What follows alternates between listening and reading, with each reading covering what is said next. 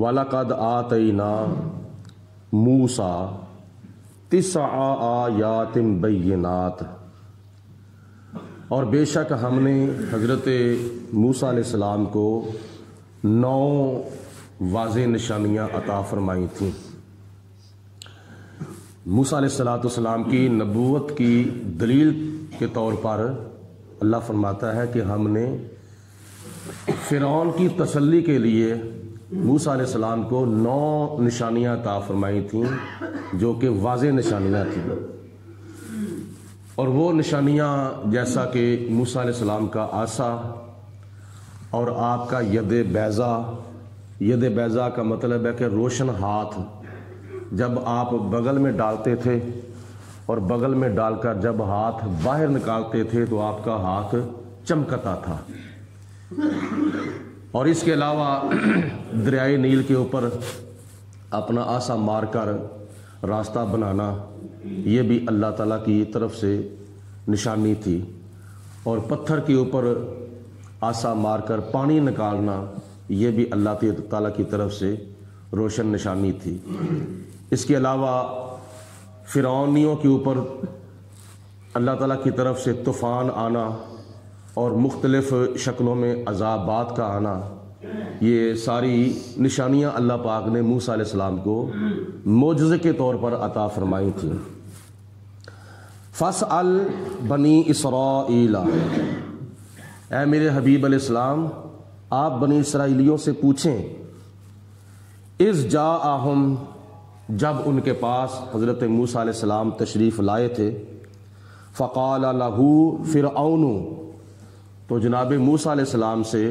فرعون نے کہا تھا، انی لَأَظُنُّكَ یا موسیٰ مسحورا، اے موسیٰ علیہ السلام میں تو یہ خیال کرتا ہوں کہ تمہارے اوپر جادو ہو چکا ہے، یہ جو تم باتیں کرتے ہو نا، ان سے میں خیال کرتا ہوں کہ تمہارے اوپر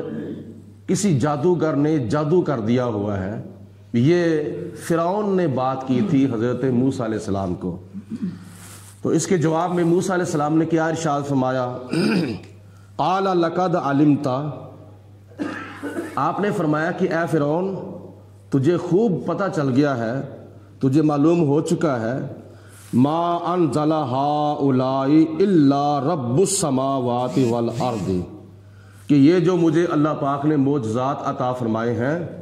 یہ کوئی میں اپنی طرف سے معجزات نہیں تمہیں دکھا رہا، بلکہ زمینوں آسمانوں کے رب نے یہ معجزات نازل کیے ہیں، اور یہ ایسے معجزات ہیں اور ایسی نشانیاں ہیں، بصائر، یہ دل کی آنکھیں کھول دینے والی نشانیاں ہیں، بڑی بصیرت افروز نشانیاں ہیں۔ وَإِنِّي لَأَظُنُّكَ، اور بے شک میں یقین سے کہتا ہوں، کیا موسیٰ علیہ السلام فرما رہے ہیں کہ اے فرعون میں یقین سے کہتا ہوں، یا فرعون مسبورا، بے شک تو ایک وقت آئے گا تو ہلاک ہو جائے گا، تو تباہ و برباد ہو جائے گا۔ آگے سے یہ جواب حضرت موسیٰ علیہ السلام نے فرعون کو دیا۔ فَأَرَادَ، تو یہ جواب سن کر فرعون نے ارادہ کر لیا، أَن يَسْتَفِرَّهُم مِّنَ الْأَرْضِ، فرعون نے یہ ارادہ کر لیا کہ ان کو اپنی اس سرزمین سے نکال دیا جائے، یعنی مصر سے موسیٰ علیہ السلام کو اور بنی اسرائیلیوں کو نکال دیا جائے۔ اس نے ارادہ کیا تو اللہ پاک نے موسیٰ علیہ السلام کو ہجرت کرنے کا حکم دے دیا کہ اے موسیٰ علیہ السلام اپنی امتیوں کو، بنی اسرائیلیوں کو ساتھ لیں اور راتوں رات مصر سے نکل جائیں، ہجرت کریں۔ فَأَغْرَقْنَاهُ وَمَن مَّعَهُ جَمِيعًا، تو جب موسیٰ علیہ السلام تو ہجرت کر کے چلے گئے، دریائے نیل کراس کر گئے، راستہ بن گیا، تو خدا فرماتا ہے فَأَغْرَقْنَاهُ، تو ہم نے فرعون کو بھی غرق کر دیا، وَمَن مَّعَهُ جَمِيعًا، اس کے جتنے بھی رضاکار اور جتنے بھی اس کے وزیر مشیر تھے، جتنے بھی اس کے کرندے تھے، ان کو بھی ہم نے دریائے نیل کے اندر فرعون کے ساتھ غرق کر دیا، تباہ و برباد کر دیا۔ موسیٰ علیہ السلام پار ہو گئے، پھر اور بنی اسرائیلی بھی پار چلے گئے، لیکن فرعون اور فرعونی سارے کے سارے دریائے نیل کے اندر غرق ہو گئے۔ وَقُلْنَا مِن بَعْدِهِ لِبَنِي إِسْرَائِيلَ، تو ہم نے فرعون اور فرعونیوں کے تباہ و برباد اور غرق ہونے کے بعد ہم نے بنی اسرائیلیوں سے ارشاد فرمایا کہ اے بنی اسرائیلیوں، ان کی جگہ پر اب تم آباد ہو جاؤ، اب یہ زمین کے وارث تم بن چکے ہو، تم یہاں سکونت پذیر ہو جاؤ، اسکونو، تم سکونت پذیر ہو جاؤ الارض، اس زمین کے اوپر۔ تو اللہ پاک نے فرعون اور فرعونیوں کو تباہ و برباد کرنے کے بعد حضرت موسیٰ علیہ السلام کی قوم بنی اسرائیل کو وہاں آباد فرما دیا۔ فَإِذَا جَاءَ وَعْدُ الْآخِرَةِ، اور اللہ تعالیٰ نے فرمایا کہ جب آخرت کا وعدہ آئے گا، جِئْنَا بِكُمْ لَفِيفًا، تو پھر ہم تم سب کو اکٹھا کر کے لے آئیں گے میدان محشر کے اندر، پتہ چل جائے گا کہ حق پر کون تھا اور باطل پر کون تھا۔ وَبِالْحَقِّ أَنزَلْنَاهُ وَبِالْحَقِّ نَزَلَ، اور یہ قرآن پاک ہم نے حق کے ساتھ نازل کیا ہے اور یہ حق کے ساتھ ہی نازل ہوا ہے۔ قرآن پاک کے بارے میں اللہ پاک نے فرمایا کہ ہم نے حق کے ساتھ قرآن پاک نازل کیا، اور جبریل علیہ السلام بھی اس کو حق کے ساتھ لے کر آئے، راستے کے اندر کمی یا زیادتی اس کلام کے اندر نہیں ہوئی۔ وَمَا أَرْسَلْنَاكَ إِلَّا مُبَشِّرًا وَنَذِيرًا، اے میرے پیارے حبیب علیہ السلام، بے شک ہم نے آپ کو خوشخبری سنانے والا بنا کر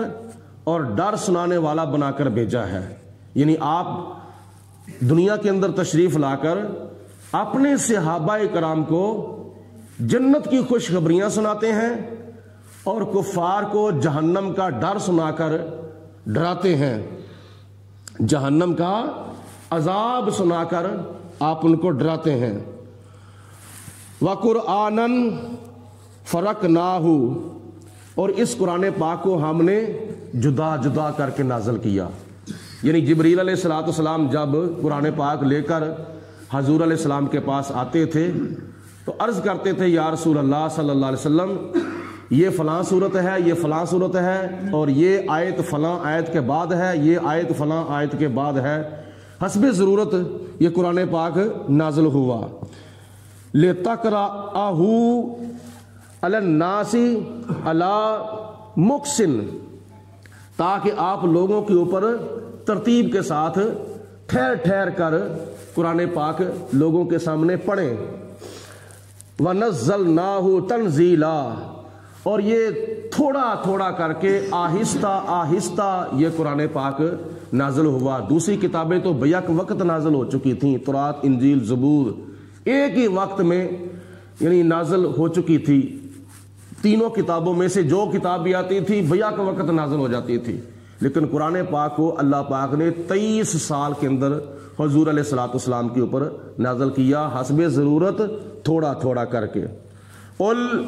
آپ ان کو ارشاد فرما دیں کہ آمنو بہی، تم اس قرآن پر ایمان لاؤ، او لا تؤمنو،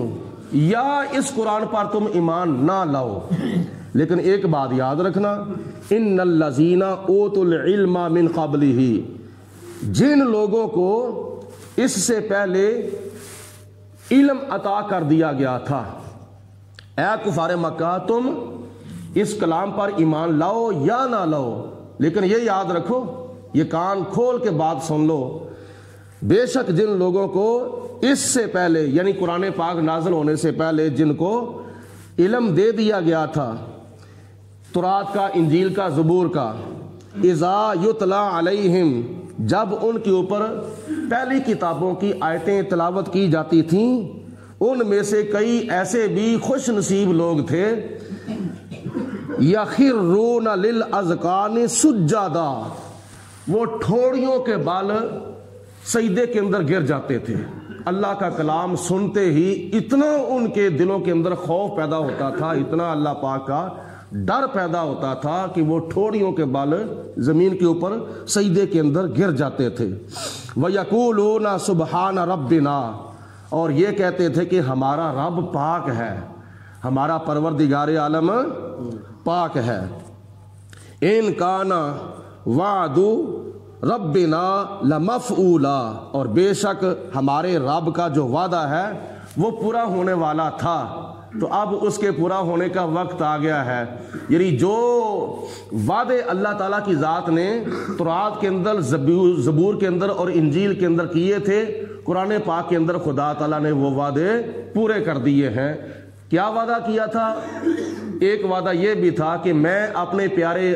آخری رسول، آخری نبی حضرت محمد مصطفیٰ صلی اللہ علیہ وسلم کو بھیجوں گا سب نبیوں کے بعد۔ تو قرآن پاک کے اندر اللہ پاک کی ذات بابرکات نے وہ وعدہ پورا کر دیا ہے، یعنی اپنے پیارے آخری رسول کو دنیا کے اندر مبعوث فرما دیا ہے۔ وَيَخِرُّونَ لِلْأَذْقَانِ يَبْكُونَ، اور جب وہ اللہ تعالیٰ کی بارگاہ میں سجدے میں گرتے ہیں تو ساتھ روتے ہیں، اللہ پاک کی بارگاہ میں گریہ وزاری کرتے ہیں۔ اب یہ اس آیت کا میں آخری لفظ پڑھنے لگا ہوں، اور یہ آیت جو ہے یہ سجدہ تلاوت ہے، اور یہ آخری لفظ پڑھنے کے بعد اب ہم سجدہ تلاوت بھی کریں گے۔ آخری جملہ یہ ہے اس آیت کا کہ اللہ پاک ارشاد فرماتا ہے کہ جب وہ اللہ تعالیٰ کا کلام سن کر ٹھوڑیوں کے بال سجدے میں گر جاتے ہیں تو ساتھ روتے بھی ہیں، اللہ کی بارگاہ میں گریہ وزاری بھی کرتے ہیں، خوف خدا کے اندر اللہ پاک کی بارگاہ میں آنسو بہاتے ہیں۔ وَيَزِيدُهُمْ خُشُوعًا، اور اللہ پاک کا کلام جو ہے ان کے خشوع و خضوع کے اندر اور اضافہ کر دیتا ہے۔ دو باقی آیتیں رہ چکی ہیں، وہ بعد میں پڑھتے ہیں، پہلے سجدہ تلاوت کریں۔